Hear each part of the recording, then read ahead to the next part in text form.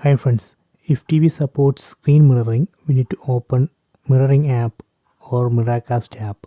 If TV supports Google Chromecast, we need to enable Google Chromecast on TV. This TV supports mirroring, so let me open mirroring app. So this is a mirroring app. Let me open it. Please keep the screen open.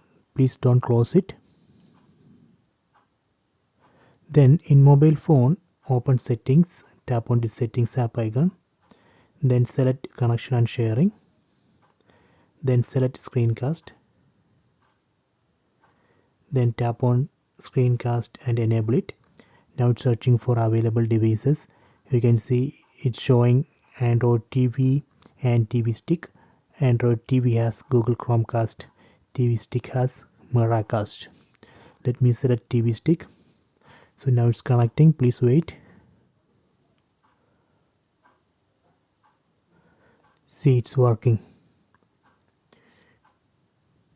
If you want to switch display to full screen, you can enable screen rotation on mobile phone, then just rotate the phone.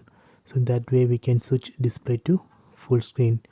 If you want to disconnect, again go to settings, then tap on this close icon here. So now it's disconnecting. Please wait.